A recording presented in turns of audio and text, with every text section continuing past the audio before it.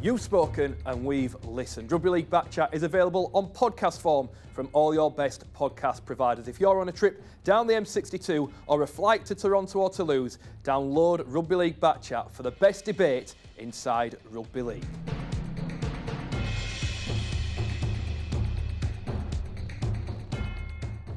Coming on was the ambition, and I say with all the a bit of spitefulness and disappointment, that how it came about. But yeah, coming home was always that ambition, and plenty of people ask the questions, why I never came there, at first to start my professional career.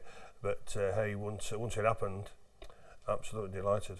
The price tag itself, as everybody knew, it was a world record transfer fee. But to be honest with you, I never put the value on my head for what Leeds paid me, a world record fee. So.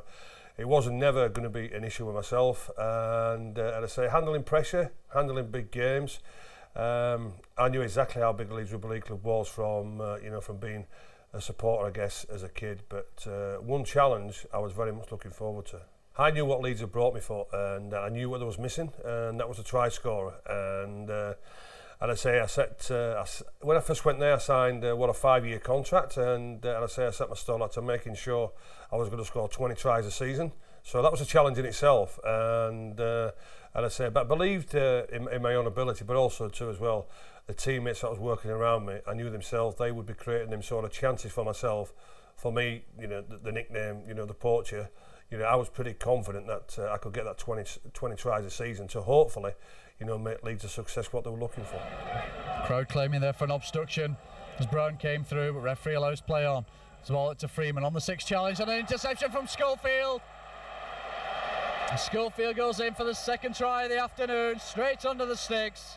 Well, I think it's the best rugby league ground growing. There's no doubt about that, and it just get quite intimidating when you go there as an opposition player. But I'll tell you what, certainly once the South Standers get behind you, and the respect what they had for me from my debut, my debut game, certainly against Auckland, it just made me feel. I'll tell you what, this place is something special, and I knew it was something special, to be honest with you, because I was a ball boy when the Kangaroos came over, I think back in 1979, and I was a ball boy at the right hand side where the South Stand is there, and I'll tell you what, I knew what sort of noise they could make.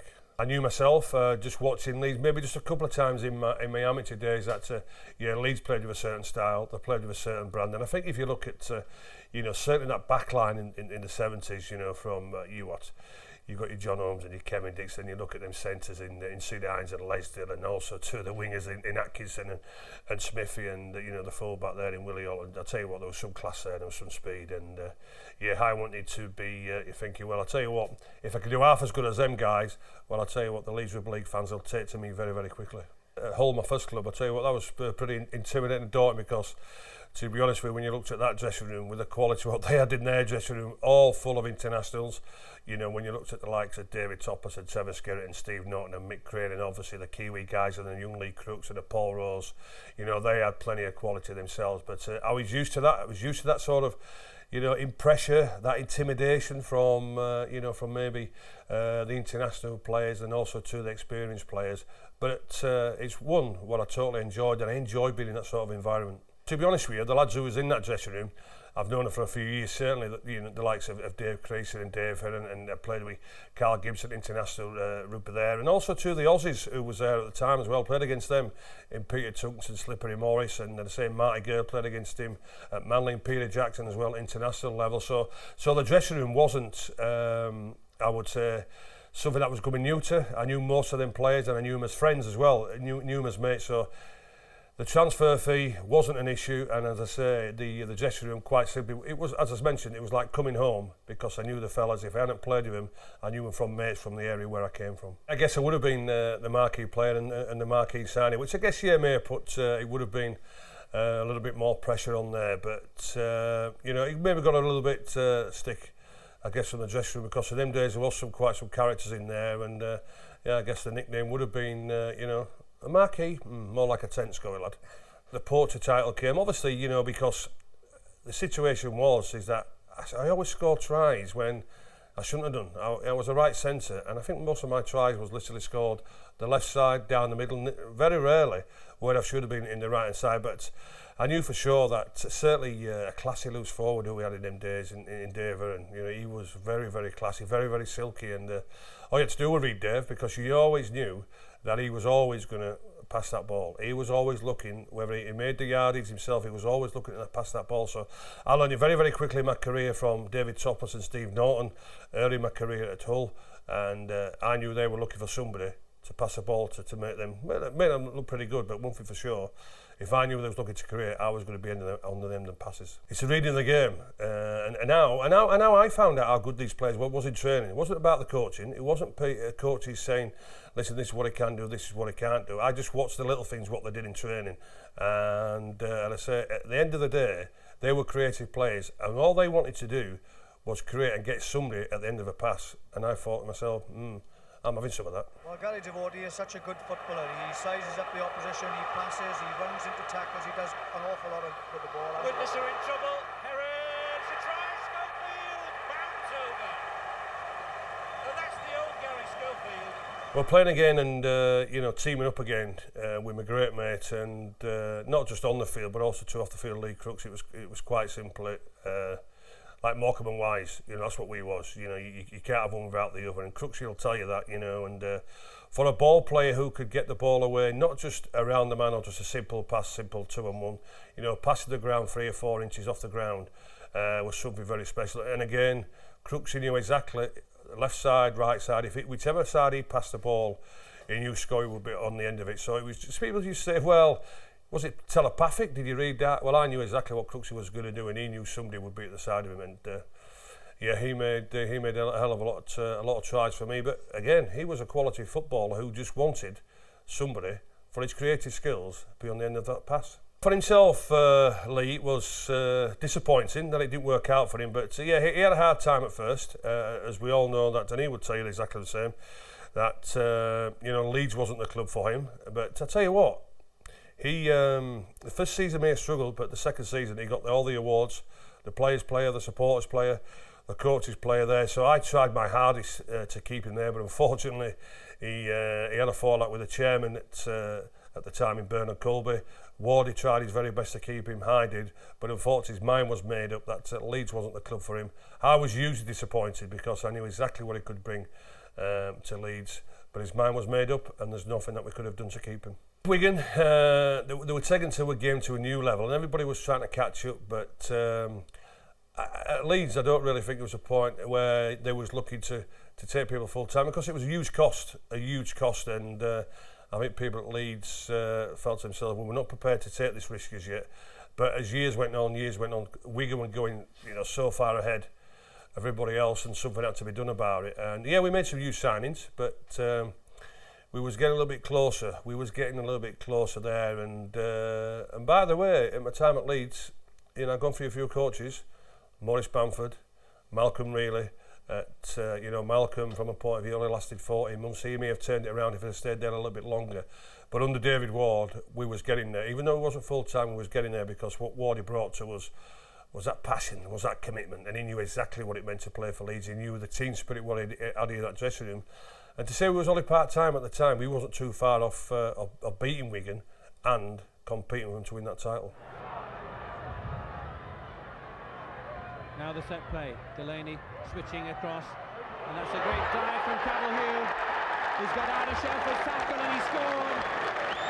A lot of today people, you know, say it's sportsmen about being tired, but to be honest with you, and I mentioned this to not just a lot of ex-rugby league players, but also a few sportsmen, you know, a few footballers who I know, is that we would rather play than train. Training's boring, playing's far better, and in our day, sometimes, you know, I can remember certainly in my early career at Hull, we played 3 games in 3 days, Friday, Saturday, Sunday, but I never felt tired. I loved playing, and as I say, I preferred to play than train, and it was never an issue for me about crying foul. That I don't really think I could perform today because I'm tired, because I just enjoyed going out there and doing what I did best, and that was trying to perform at the best of my ability, scoring tries and entertaining crowds. It was huge being asked to go out there and play for Balmain, and I say I nearly went to another side in Parramatta, because at Hull the legendary Peter Sterling was at Hull, and he wanted me to go to Parramatta, but unfortunately Parramatta asked the question, or told me, didn't ask, they said, we want you to come out here playing our reserve grade side. Well, I was too good for reserve. I'd had a full season at Hull into my second year there, been on Great Britain tour, so no, Parramatta for mine. I wasn't going to play reserve grade. I tell you what, I would have loved to have played outside Kenny, Sterling, Mick Cronin, Ray Price, Eric Grove at the side of me. I'm not saying Eric would have got too many passes, to be honest with you, so that relationship might not have blossomed, to be honest with you. But no, Balmain was for me, and it was music to my ears when I went out there and Frank Stanton just said exactly the same why Leeds signed me, and Hull gave me a free rein. Was quite simple. You're here to score us tries, you've got a free rein, and it worked great, because for the first season I finished at the top try scorer. Well, you talk about the debut. I think the three fond memories. Getting my first try for Leeds was an interception from Gary Freeman. Schofield screaming for the ball on the inside. Powell just couldn't unload. Now Leeds play down the narrow side. Quick slip by Heron. He's got Schofield with him. Is Schofield going to score his debut? He's going away. Bonapper's chasing and Schofield goes in. Then there was a huge brawl, which I think I nearly got sent off for because I didn't take part in it. I think myself and the other centre who was just talking, so we nearly got sent off for cowardice. I know everybody's heard that, but there was two of us who wasn't involved in that. There's more trouble on in the centre field. Everybody's involved now. This is not what we want to see in rugby league.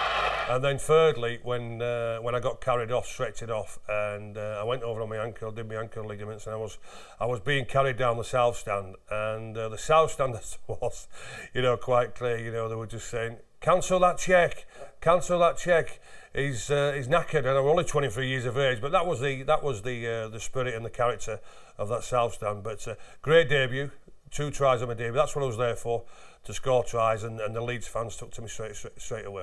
Going back, and I say to the Boulevard for the first time, and to be honest with you, people have said to me, listen, it's not going to be a very nice experience for you. So I was prepared, and realising, I know I'm going to get a bit of stick, but after 5 or 10 minutes, then everything will be okay. No, it wasn't. Off the bus, as soon as I got straight off the bus, there was people just literally in my face, literally people spitting on me, and quite I couldn't wait to get into the dressing room. And then going out, and in them days you just start the warm-ups. As soon as I came up the little flight of stairs going to the Boulevard, people were just waiting, abusing and spitting. For the full 80 minutes, it was just literally abuse. Half time going down there, spatter, coming back at full time, exactly the same, and then coming from the dressing room, getting them back on the bus. And to be honest with you, I didn't even go into the bar after for a bite to eat or a pint with the lads, because the abuse was there. And even from the dressing room to get onto the bus going home, I was just literally the fans into my face, spitting, and just literally full abuse. I was prepared for some abuse. I was prepared for abuse, but quite clearly it was hurtful. And I felt very disrespectful. It was all preparation, making the right sacrifices, and as we know nowadays, it was training Tuesday nights, Thursday, Saturday morning. So when training was at 6:30, I was always at training between 5:30, 5:45. Saturday mornings, if it was 10:30, it would be 9:30, 9:45 there. Yeah, so yeah, because I'm a big believer, me, and not just in sport, I guess in life from a point of view. You get the little things right, it brings a bigger picture.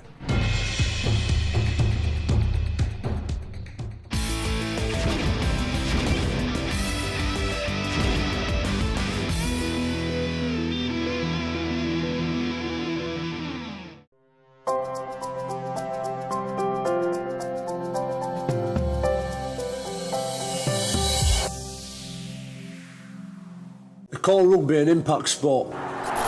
Believe me, it is. Real life hurts more than any tackle. That's why the real battle is not here on the field of play, but out there, behind closed doors and closed curtains. It's in the hearts of those who don't know where to turn, and those who have nowhere else to go. In this arena, the rewards for victory are smiles, not silverware. While there's still time on the clock and the will to fight, there's still everything to play for.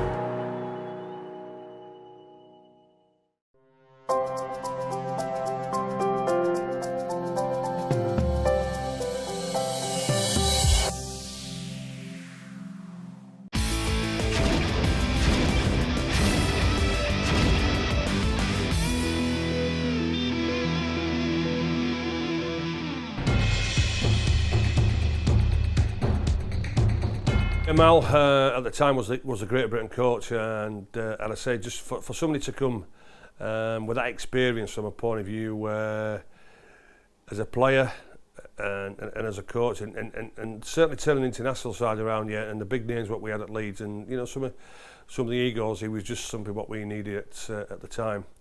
Great start, and also too we had a quality number 6 and only Clifford Lyons. You know how good was Cliff Lyons, and he made the side tick. And Malcolm had a great start, but unfortunately for Mal, as we all know, great player and coach at Manly and at Castleford, and Leeds is a big city club. And unfortunately for Malcolm, I think Malcolm would tell you exactly the same as well. He took his time to settle. I don't think he really enjoyed it there, and for the 14 months what he was there, we had the Yorkshire Cup success. The consistency was a bit of a problem as well. I think the big deciding point was, I think we played Widnes at the quarter final, 27,000 there, and Malcolm was fully off the field prepared. It took us away to Harrogate. We performed absolutely miserably, and I just felt at the time Malcolm felt, well, I don't really think I could get the best out of this squad here.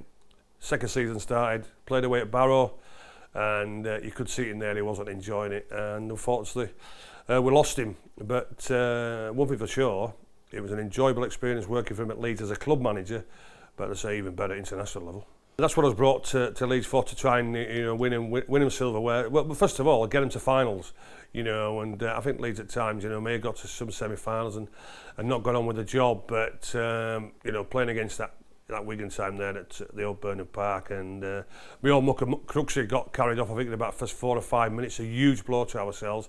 But I think again it just showed the team spirit what we had.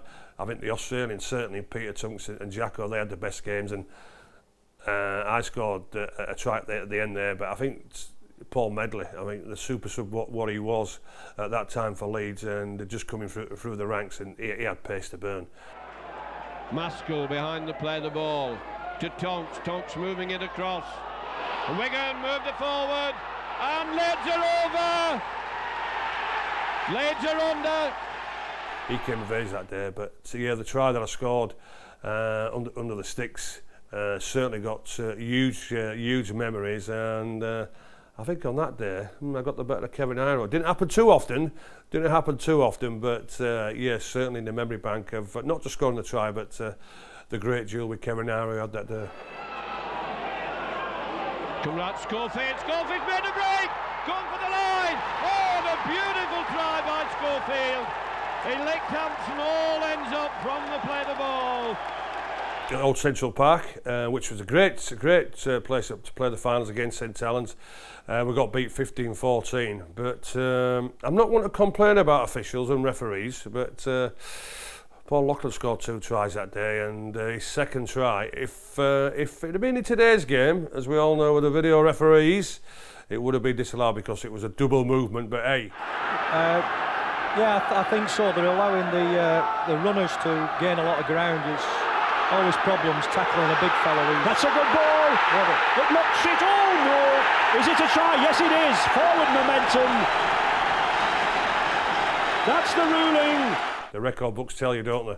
St Helens beat us 15-14, but it was the way forward for Leeds. Not just get to semi-finals, get into finals, but we just needed to get over that hurdle by starting winning trophies. Everybody knows, from Roy's point of view, everybody needs a Roy Powell on the team. Roy's nickname at times was the vacuum cleaner because he just swept everything up. If anybody wanted to do the donkey work, Roy was there for you. If anybody had to put his head in somewhere, Roy was the man for you. If you wanted anybody to take the ball up, Roy Powell was there for you. And every team, whichever era what you played in, even if you're going back from the 50s to the present day, everybody needed Roy Powell. As we all know, with the Yorkshire Cup, it was the battle of bragging rights. Not just here in Yorkshire. We all know over the side of Pennines, Lancashire exactly as well. And and the memory of that was quite clear. The semi-final, we played my own club, the Black and Whites, and I think if we can remember the big Australian, can't we, in Big Sam Backor? Well, I think Sam would tell you, apart from scoring a try in that semi-final from 3 yards, it was quite useless for us, to be honest with you. He was quite useless, but the memory what Sam will tell you, I got you to the Yorkshire Cup and you won it, and he came off the bench there and had a bit of an input, but yeah, that's a memory, certainly to the semi, but the Yorkshire Cup final, you know, we got off to a great start, didn't we? He doesn't thank me for saying this, but I always say it every time. Grant Anderson, he gave me the best pass I've ever received from anybody. I've received some passes from Crooks, from Norton, from Sterling, from the likes of Clifford Lyons, but Grant Anderson that day, straight in the bread basket. Plenty of space on this side for Castleford, but it's an interception, and Schofield's away! Can Schofield go all the way? He's got Chapman chasing him, he's going for the corner, Chapman won't catch him! It's a try by Garry Schofield! 75 yards down the field, gave us a great start in that cup final. And as we say, when you look at this Yorkshire Cup, I still think they should be brought back, the Yorkshire Lancashire Cups. I know people are humming and ahhing, well, we played too many games, but I tell you what, the crowd that day between Leeds and Castleford, 27,000 at Ellen Road, what a great memory. And we've got some 14 minutes of the first half remaining. Lee Crooks has got Spencer with him. Spencer's going for the gap, throws it out to Schofield, and Schofield is going to score. Ellen Road, as we say, once you get the thousands of people in there who came to watch us, yeah, it's a great atmosphere because people are close here and they're on top. And just going back to that Yorkshire Cup final again, Mal really was a great motivator, but I'll tell you what, we didn't need any motivating that game because their coach, an Australian coach in Darrell van der Velde, did the motivation for us because quite simply, Castleford had a great start that season. They were top of the league, flying high, and Darrell van der Velde's words were quite simple, was, hey listen, we're not worried about Leeds, we're here to win this game and we're going to win the game. That was our motivation. Down at Weldon Road again, another ground which is, you know, brilliant atmosphere and as I say, and again that had a happy memory, but also too during the game I got sin-binned because I took an interception again from John Joyner and I went 75 yards, and as I've scored the try, I'm absolutely delighted, and Phil Ford comes up to me and he says, Scoey, calm down. I went, calm down. I said, what a great start, we've got an interception. He went, he's disallowed it. You what? He's disallowed it. So as I'm running back, I'm steaming, and I can't repeat the words exactly what I said to Jim Smith.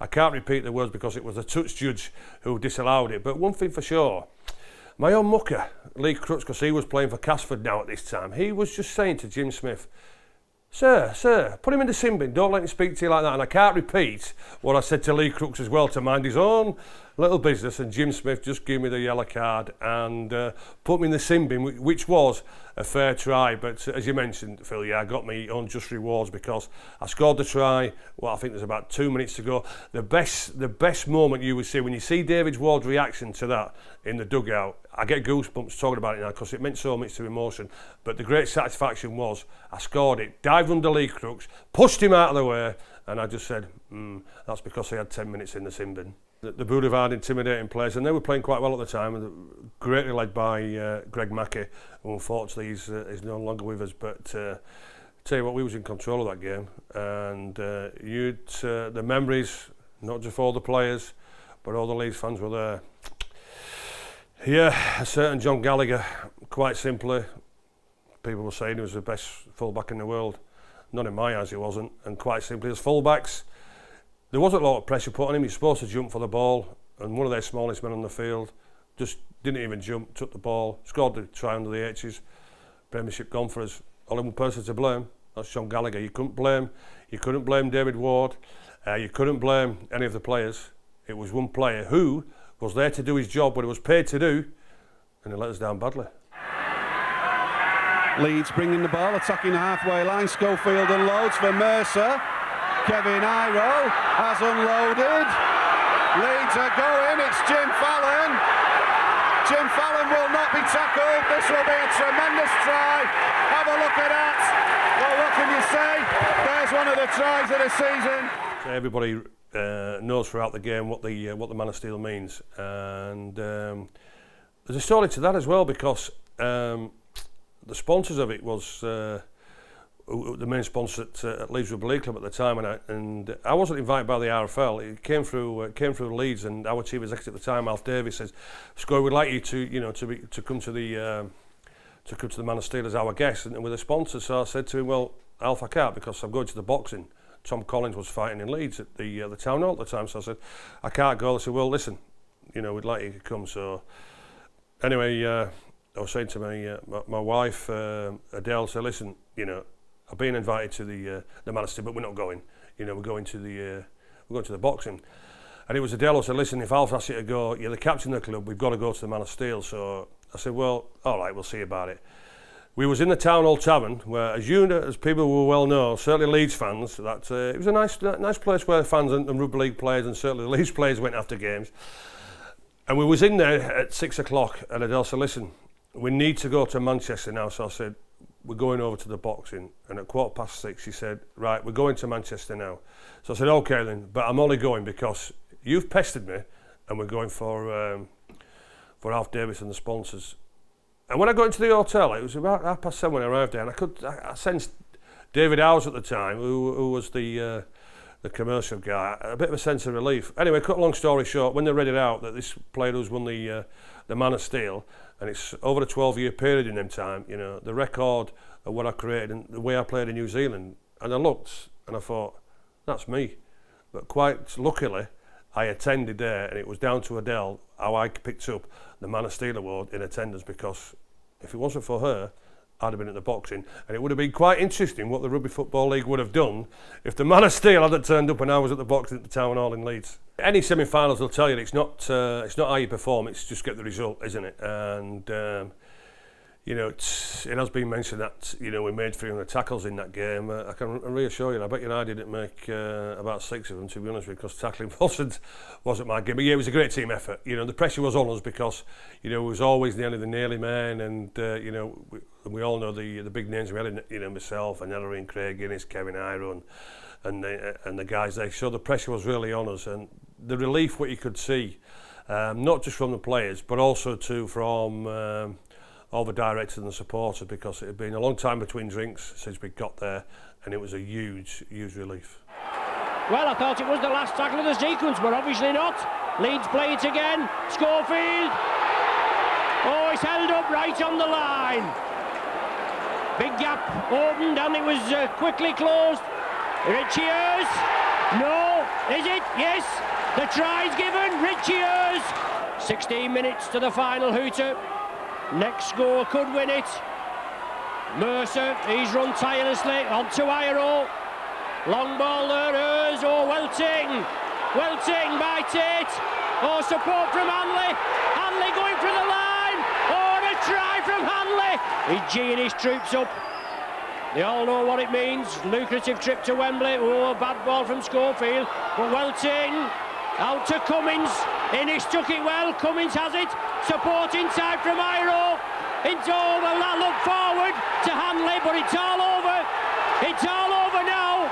The fascinating thing about the Wembley in '94 was, we was usually underdogs, and I think the celebration had been taken because we'd achieved what we got, and it was quite strange because everybody at the club, certainly from the direct supporters, wasn't expecting us to win, so we were all relaxed. We was totally relaxed. Hurts somewhat as he takes it. Boddicker to a fire. A fire beats Harmon. He's through. He's made a gap. Innes can't get to him. He's turning down the field. He only has the full-back to beat. And he lines up Tate. And he leaves Tate for dead as he goes round him out on the outside. And that is a fantastic try to a fire. In the end, we was unlucky. We was unlucky not to win. There was just a couple of little minor things where, if it had gone our way, we may have won. I'm not saying we would have won, but we may have won. But the celebration overall had been done in the semi-final, and after, it wasn't a dour or a very, very sombre mood, because everybody was delighted that we just got there, which you found a bit strange. The celebration party after, as though we won, our sponsor at the time was huge. They put a huge celebration. There was about 300 people at the hotel after. So it was, as though we'd won it, and we hadn't. 85, as has been mentioned, hugely disappointing. The biggest disappointing thing in my career being dropped for 85. But I wanted to make sure I wanted to sample that atmosphere again, and there's nothing like it. You know, coming at the old Wembley as it was there, coming through the tunnel, seeing all the fans. You're there an hour and a half before. There's about 8,000 people, and you come out there at what? In them days it was a 3 o'clock kick-off. You come out 20 to 3 and you're just seeing all these people in the raw. And it's an experience. I get goosebumps now talking about it. It's an experience, you know, you've got to experience to really appreciate what it does mean. But I can tell you what, losing at Wembley is though the worst experience ever, because, you know, fans don't stay there, they don't celebrate with the opposition fans, and rightly so. The media don't want to know you, you know, and then it's all very, very sombre at the time from there. But as I say, in '94, it was as if we'd won it, because they were just delighted that we got there after so many years. '95 was hugely different, because the expectation to the year before was, yeah, Leeds are going to win this. Leeds are going to win this, and our performance was pathetic. And Wigan, we talked about absorbing pressure. Here they are coming back. Oh, and Jason Robinson, a magnificent run! Completely splits the Leeds defence. Wonderful try! The pressure was on, and we couldn't handle the pressure. It was the pressure, what wasn't a relaxed pressure. It was a pressure where players themselves thinking, well, we can't beat Wigan. Last year we were happy because we got here, and when the pressure really was on, they couldn't handle it. It was as simple as that. And yeah, all the all the rubbish what was going on with the Super League and the payments was a distraction, you know, because I could say myself, you know, it was a distraction for myself. You're hearing what players, you know, were getting put in the bank accounts, players being paid this, players who was going to get it, players who wasn't.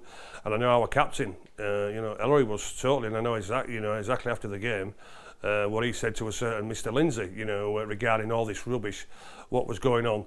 But I say, going to the game, we just didn't perform, and quite clearly, the expectation, what was put on us, quite clearly we didn't handle the pressure, and Wigan fully deserved it.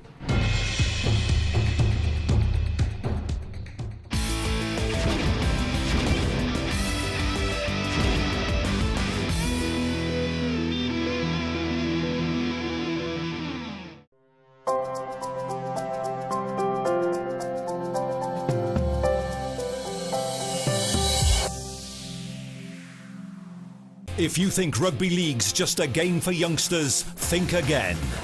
Masters Rugby League is a new form of the game, specially created for the over 35s. From full contact to non-contact, there's a pair of shorts for everyone. Get fit, make friends, have fun. To find your nearest Masters Rugby League club, just search Masters Rugby League online or drop us an email.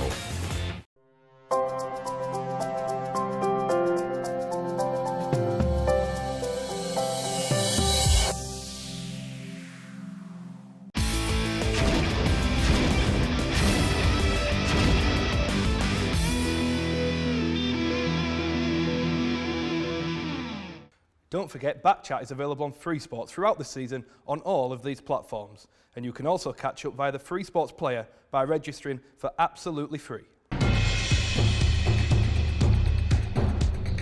Close to that line as the French referee keeps a very close eye on things. Here's Schofield, the captain. Oh, he's found a way through himself. The Barla tour in '83, I was very lucky to be made the captain, and I was the youngest member of that touring party as well. And we had some brilliant players, and I think, as we all know, went to make a great name for themselves in the professional game. You know, Derek Fox, David Creaser, Mike Ford, Gary Devote, John Allen, Richie Ayres, and you know, I think out of that squad, I think 26 of us, you know, signed on pro. The Cumbria lads in Mike Smith, Brian Tomlinson, and what it learnt me was my management skills, and I was disciplined and respectful myself. And one thing I made sure was we made sure we respected our team management. And if the team management said we was at training at 10 o'clock, we was all there 15 minutes before. If we had a team meeting, we made sure it was 15 minutes before. And at a very young age, it taught me all about respect, certainly for people who respected you. And in our coaches, in Ray Clark, Kenny Everson, they had the full respect of their captain, which also as well, they had the full respect of their players.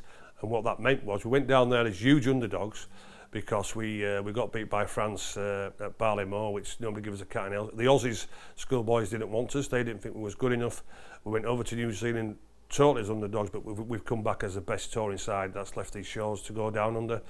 We won 7 out of the 8 games, so it was a great learning curve for myself, being a captain and taking responsibility of young men, for so many of us, going away for the first time. Going away overseas, what happens is you meet different cultures, you know, and certainly the New Zealand culture is certainly different to the Australian one. It's certainly different to the English culture there, and that's what it does, and it brings a different sort of, I would say, mentality and enjoyment for yourself, because you want to sample these, you want to meet new people, you want to express yourself in a way that you want to do. And one philosophy that I've always had, and certainly when I went to play Rugby League, was I wasn't going to go over there and think, well, we don't do this in England, we don't do that in England. You get into their lifestyle straight away. You get into their lifestyle, and once you do that, they will accept you quickly as what you want to do, and that's exactly what I did. And certainly from my teammates on the Barlow tour, when it was, when I went playing club football in Australia, and let's not forget here, they had some quality internationals in Wayne Pearce, Steve Rhodes, Ben Elias, Paul Sirin and Gary Jack. You know, they took me on board. Plus as well, they had the international coach in Frank Stanton. They took me on board as though I'd been part of that Balmain team for 2 or 3 years. But due to the fact I got into their lifestyle as quickly as possible. Well, 84 for the tour, very, very surprised, because I'll tell you the reason why. I remember my test debut against France in January that year, and I had an absolute stinker, absolute nightmare. It was the worst game I've ever played in, the worst performance of myself, I'd say maybe in my international career, most certainly. It was a 10-0 victory against France, freezing cold Friday night. David Hobbs kicked 5 goals out of 5 to make it 10-0, so that just tells you what sort of game it was. And as I said, I had a nightmare, but the good thing about it was Frankie Myler was a coach at the time, and I was a top try scorer so far in the league in January with John Basnett. And great credit to Frank and his man management again.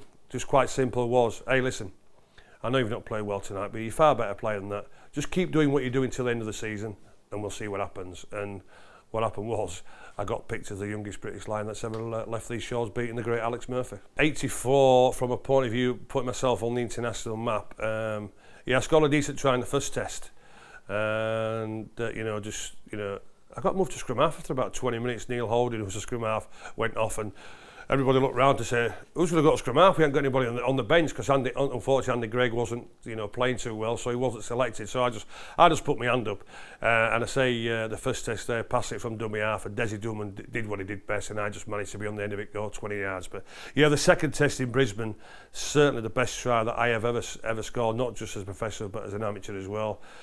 The mighty Aussies, and at the end of the day, it was just an old British way. Let the ball do the work. Let the ball play a bit of off the cuff Rugby League. They don't expect that. Starting it, Brian Noble and Mickey Adams and Tony Marr on to me on to Desi Drummond, Desi back to me to Andy Goodway on to myself.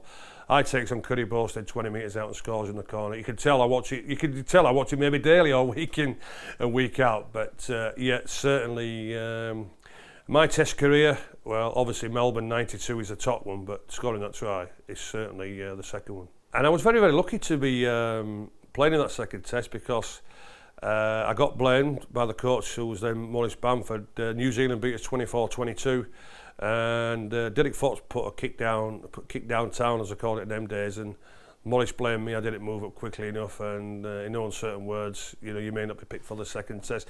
Anyway, I was. And the rest is history, quite clearly. All I did that day was support Tony Myler and support Ellery, and also to John Fieldhouse again. It was a good ball landing forward. Supported them players, scored the record tries 4, and shut a few people up, and made sure that Maurice making sure that he was going to pick me for the third test.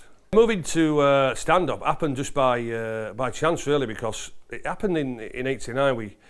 David Ward quite clearly didn't feel as I was being used properly, in the sense I wasn't getting opportunity, there was no creativity there. So he said, how do you fancy playing at 6? So I said, oh yeah, yes please, yeah. I've learnt so much off watching people. The people who I've watched at number 6s and halfbacks, certainly with the likes of David Topless, as you mentioned, Tony Marlers and Andy Gregory's, and when you look at the Green and Golds and the Brett Kennys and the Peter Sterlings and and these likes, and I say it was a great challenge for myself, and one that I took upon. And what I learned from them guys was, as a halfback, you've got to be patient. You don't need to touch the ball in every set of 6. Develop a bit of kicking game, have a bit of vision and a bit of awareness, and that's what I learned from them guys. It wasn't any coaching, it wasn't anybody, saying to me, this is where you need to be on that field. It was having that vision and awareness. As I say, I mentioned all them great players. That's what they had, and that's what I picked up on. My Test debut at standoff in 1990 against New Guinea was an absolute disaster, quite simply because the first time Great Britain being beaten by Papua New Guinea, the only other time they're beaten by Papua New Guinea, and quite clearly, and I got absolutely hammered for it. And you know what? And rightly so, because I had an absolute nightmare. I should never have ever played standoff again for Great Britain, according to the press. I should never have ever played standoff again for all the British people who was there watching.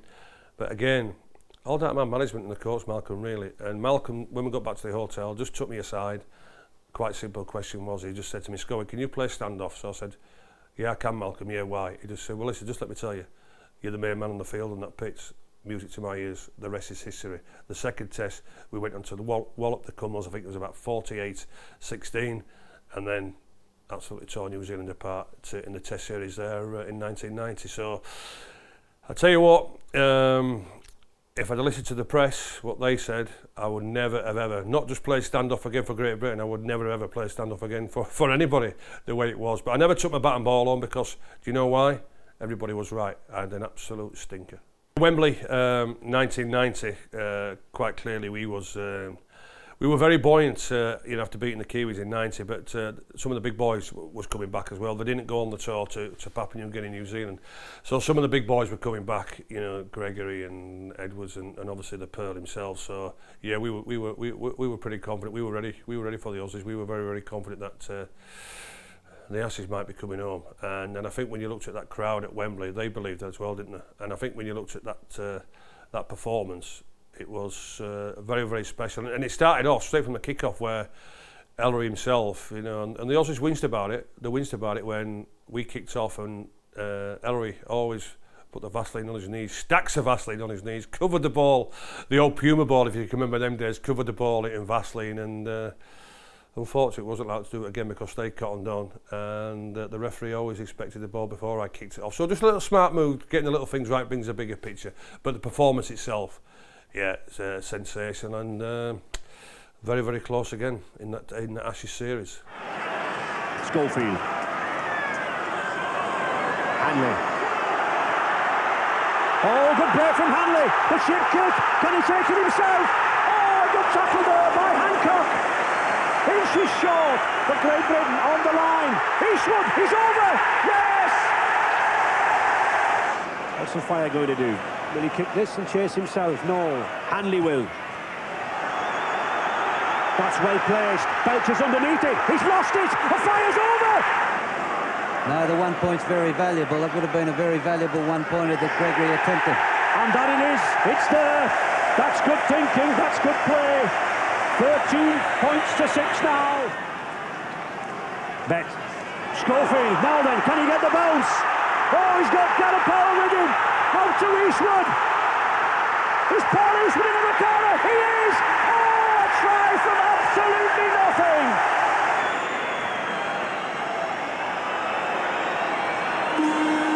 And there's the hooter. The roars from the crowd. Sheer ecstasy on this Great Britain side. The smile on Kevin Ward. At last, they say Great Britain have done it. They've waited long. They've waited a long, long time for this. Melbourne 92, and I say how close we came, in 90, we all know the Old Trafford, and then obviously the walloped us in the third test. That was all about handling pressure. But again in 92, we went out very, very confident, and the big story of it was, we picked, I think, 14 Wigan players, and 8 to 10,000 British fans were coming out. They had the belief that this is the time when Great Britain's going to get the Ashes. And the first test, we played quite well, even though the scoreboard didn't tell you that. If Martin and Fire himself had scored 2 tries, Andy Ettinghausen caught him from behind twice. I don't think anybody's ever seen that again. But the first test, a little bit lucky. The scoreboard wouldn't say that. I think we got beat about 24-6, 24-8.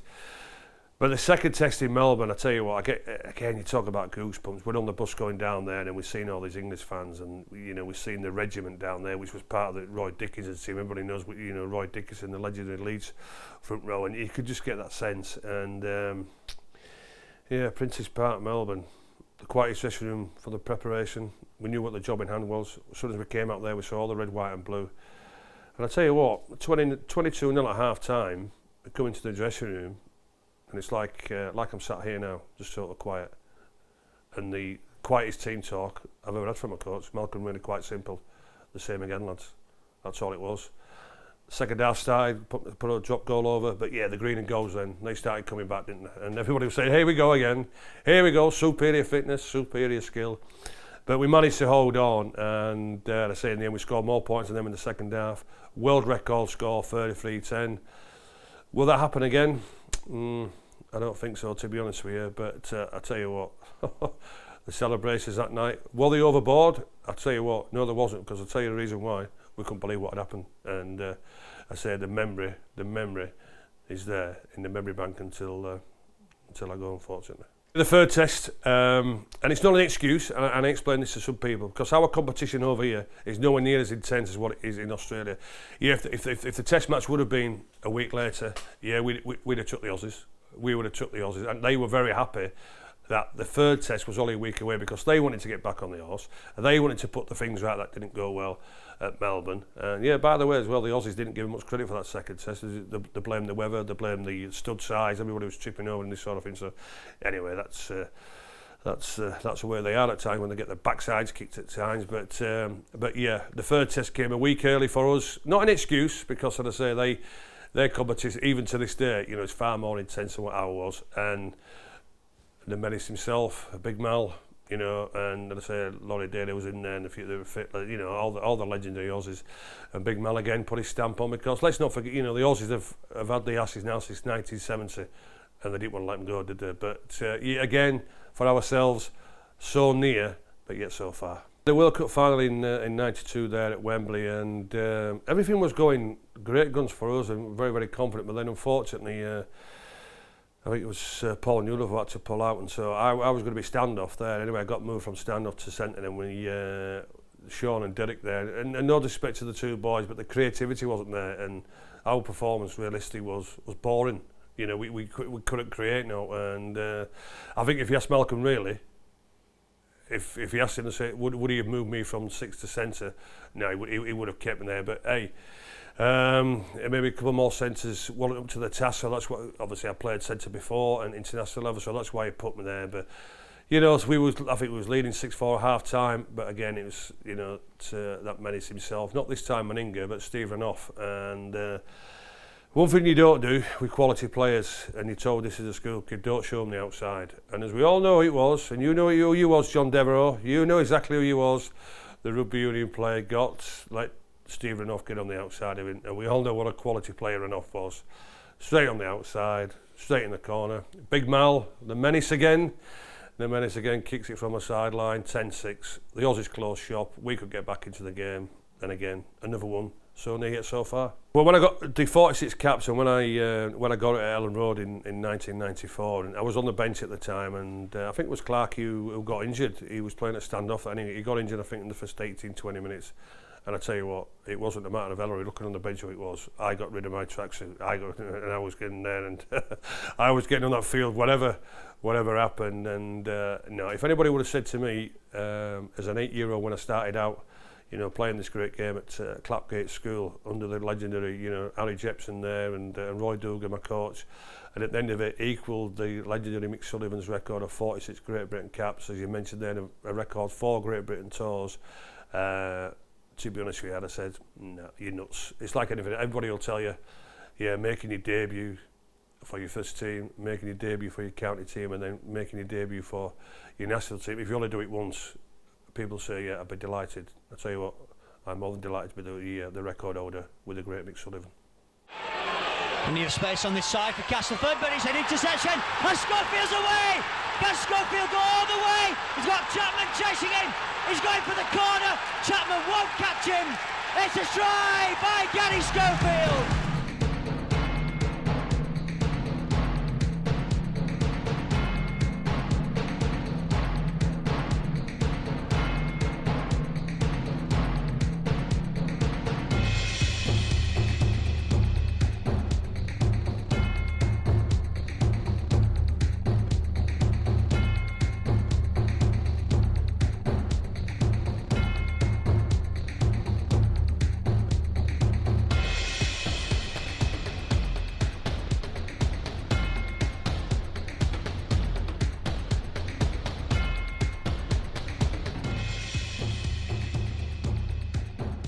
You've spoken and we've listened. Rugby League Back Chat is available on podcast form from all your best podcast providers. If you're on a trip down the M62 or a flight to Toronto or Toulouse, download Rugby League Back Chat for the best debate inside Rugby League.